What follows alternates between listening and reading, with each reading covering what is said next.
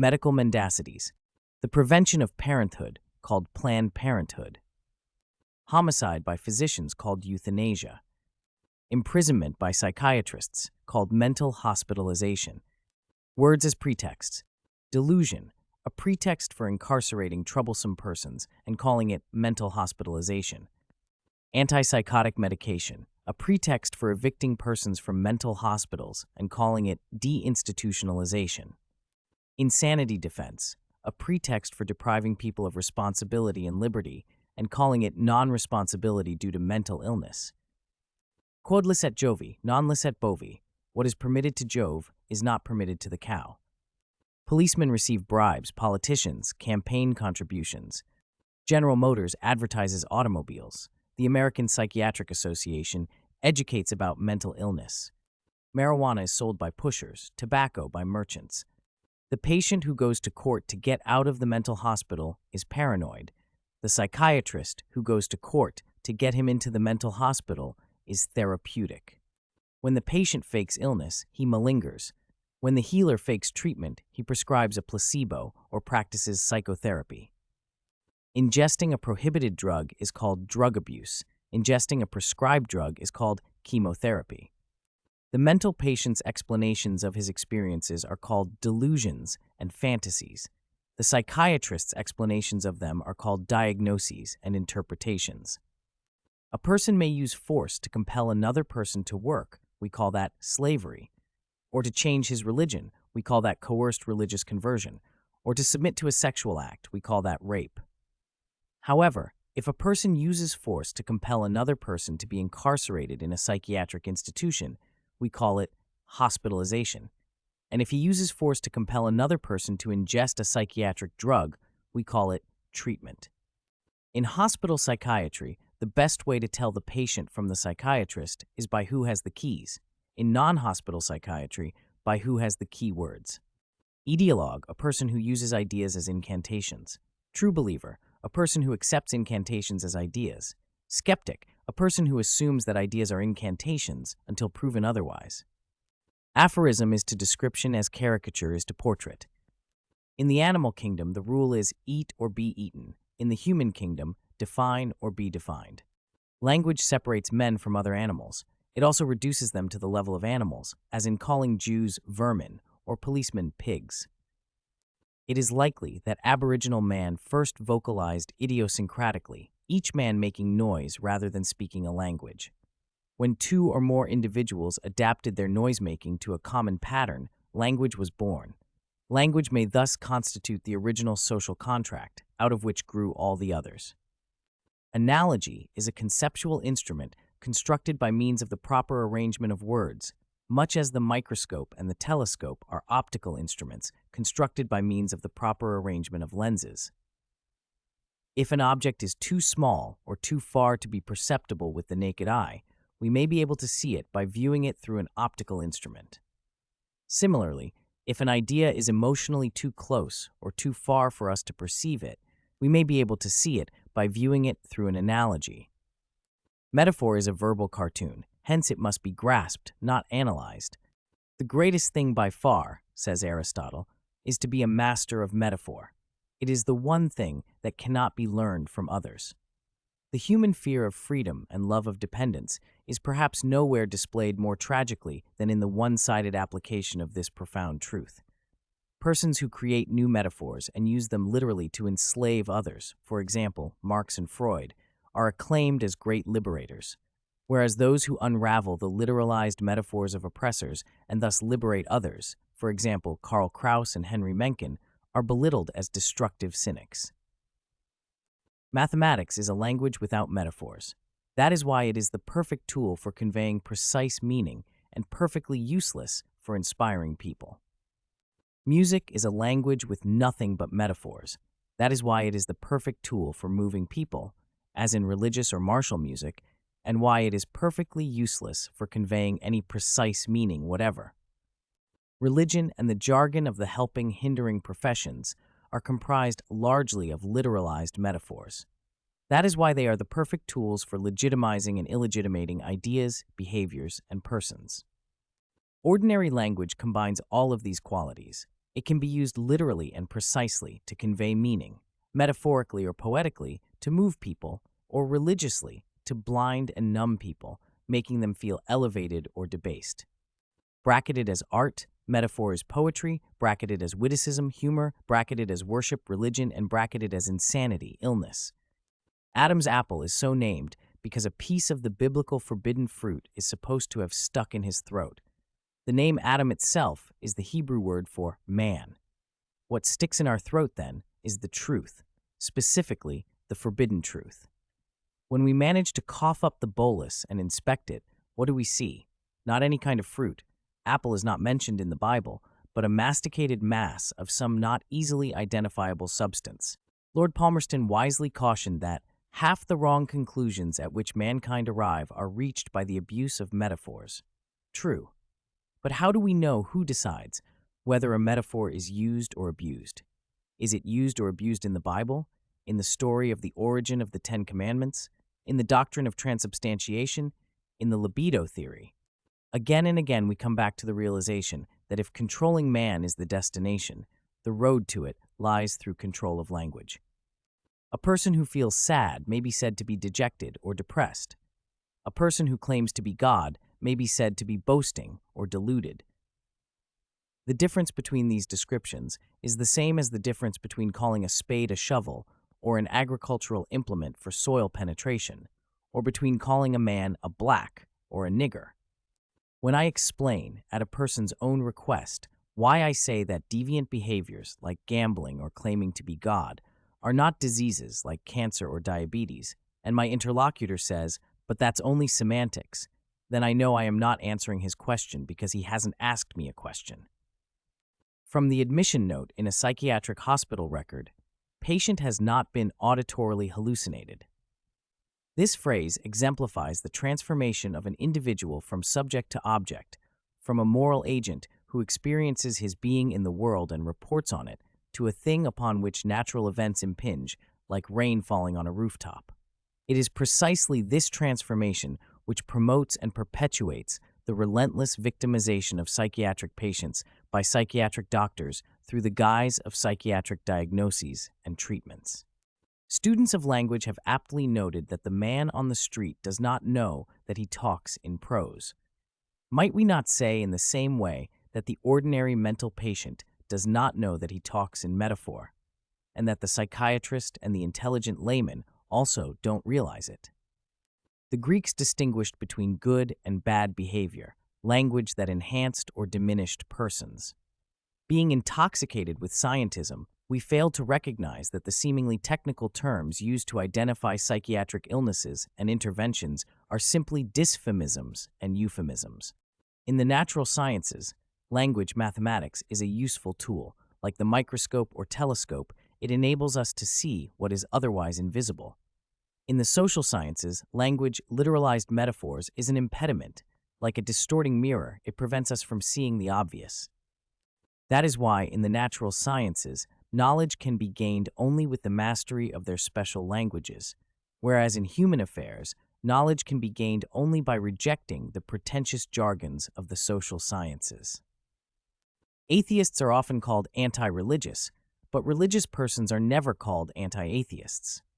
The fact that ordinary language is not, indeed cannot be, neutral toward important human affairs must be recognized as one of its most important features. We now use the metaphor of alcohol addiction with great abandon, speaking, for example, of workaholics, spendaholics, chocoholics, foodaholics, and so forth. But never do we speak of godaholics or moneyholics. Definers, persons who insist on defining others, are like pathogenic microorganisms, both invade, parasitize, and often destroy their victims. As persons with poor immunological defenses are most likely to contract infectious diseases, so persons with poor social defenses, the young and the old, the sick and the poor, are most likely to contract invidious definitions of themselves. He who excuses himself accuses himself, says a French proverb. In other words, the person who speaks in the language of excuses, advancing disability, illness, mental illness, ignorance, or poverty as an excuse, has lost half the battle for self-esteem before he has begun to fight it. The rhetoricians of race are not content with repudiating the oppression of the Negro, but claim that hack is beautiful. The rhetoricians of drugs are not content with rejecting false claims about the harmfulness of certain drugs, but assert that toxic chemicals expand the mind. The rhetoricians of madness are not content with opposing psychiatric fraud and force, but claim that schizophrenia is not a breakdown but a breakthrough. In short, ours is an age in which partial truths are tirelessly transformed into total falsehoods and then acclaimed as revolutionary revelations. George Orwell foresaw Big Brother controlling us by means of a thought police. Perhaps he should have called them language police, since it is only language, not thought, that can be policed. Indeed, language has been policed in the past in the name of religion and is policed now in the name of human rights. For example, Jesse Jackson has declared that the term blacks is out, just as we were called colored but were not that, and then Negro but not that. To be called black is just as baseless. To be called African American has cultural integrity. The title or name African American points us to a higher consciousness in terms of the origin of African peoples. Mr. Jackson, the New York Times reported, said he would start using the term immediately. Words that are saturated with lies or atrocity, writes George Steiner, do not easily resume life. This is why the languages of both madness and Mad Dr. M.G. are dead languages. The speaker of each tries to deny his own mendacity, the madman through the fraudulent rhetoric of his symptoms, the mad doctor through the fraudulent rhetoric of his diagnoses and treatments. Sartre, too, remarks on the role of the lie in the language of psychoanalysis. Psychoanalysis, he writes, substitutes for the notion of bad faith the idea of a lie without a liar. It replaces the duality of the deceiver and the deceived, the essential condition of the lie, by that of the id and the ego. But by rehabilitating the lie, psychoanalysis annihilates the truth. As the swimmer depends on water, so the writer depends on language. To swim well, we must let ourselves be enveloped by the water, sink into it, become a part of it. To write well, we must similarly let ourselves be enveloped by the language, sink into it, become a part of it.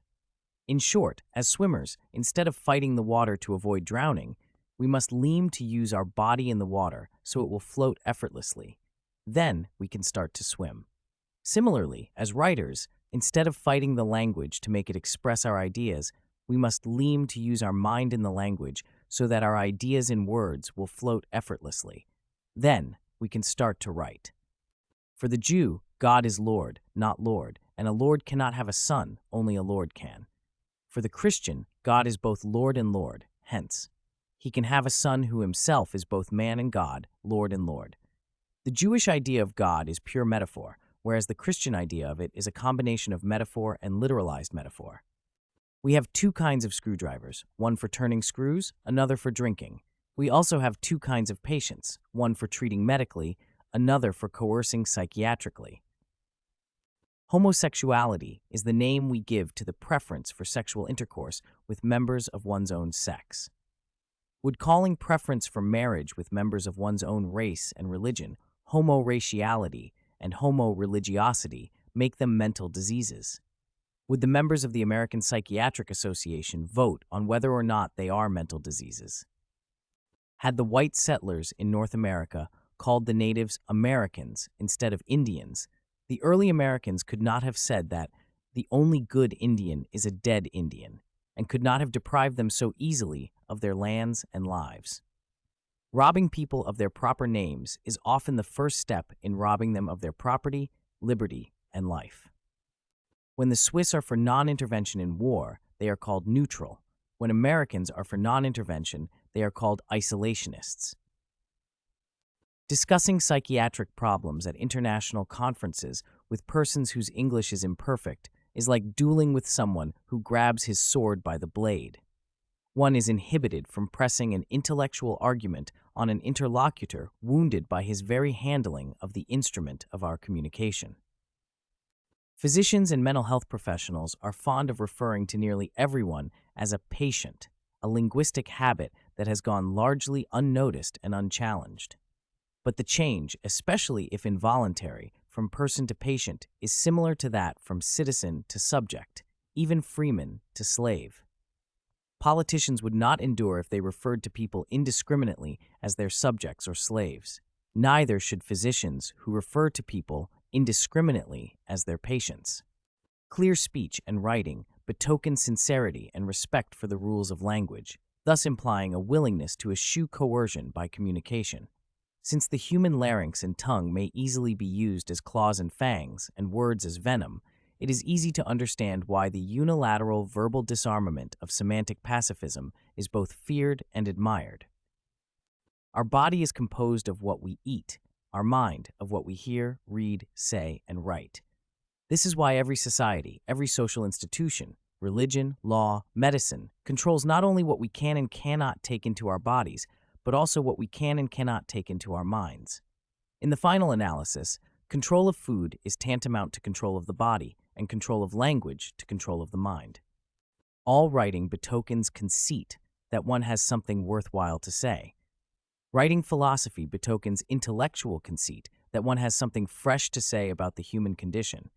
Writing poetry, emotional conceit that one has sensitivities and sentiments worth sharing with strangers. And writing aphorisms, aesthetic conceit that one can say something worthwhile elegantly and entertainingly. As organisms, bodies, we live in physical space. As persons, minds, in linguistic space. This is why a country is a matter of geography, but a nation a matter of language. To survive as organisms, animals need physical territory, and they struggle for it.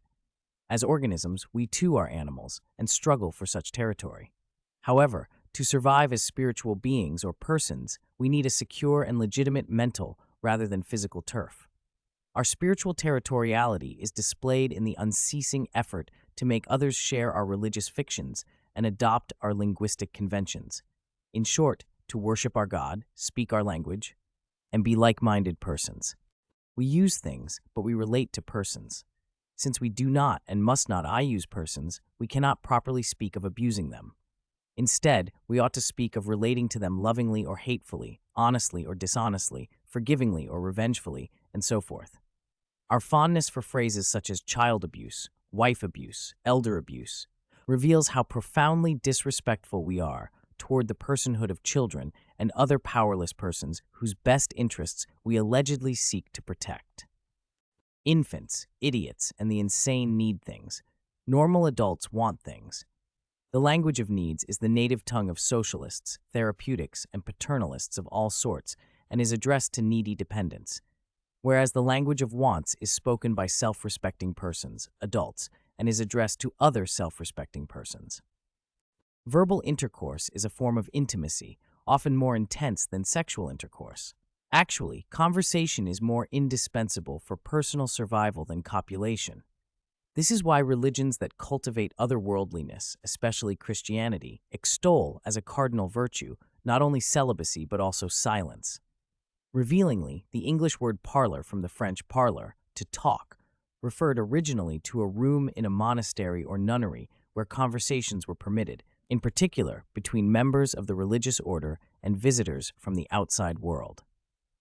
Modern medicalized psychiatry denies the quintessential intimacy of verbal intercourse. Hence, the debauchery of referring to psychotherapy as something a doctor gives see patient, as though it were an enterprise in which any two persons could promiscuously engage. I say promiscuously because such a view implies that people can converse with one another regardless of who they are or what they value. Masturbation, that is, satisfying the sexual urge alone, by and for oneself, was long considered to be both the cause and consequence of the severest forms of insanity, a belief that persisted well into the first half of this century. Verbal masturbation, that is, satisfying the urge for semantic intimacy alone, by and for oneself, is still so regarded. Psychiatrists as well as laypersons firmly believe that hearing voices is the manifestation of a malignant mental disease, and that this mental symptom is itself so dangerous to mental health that it ought to be suppressed by whatever means necessary, such as lobotomy, electroshock, or neuroleptic drugs.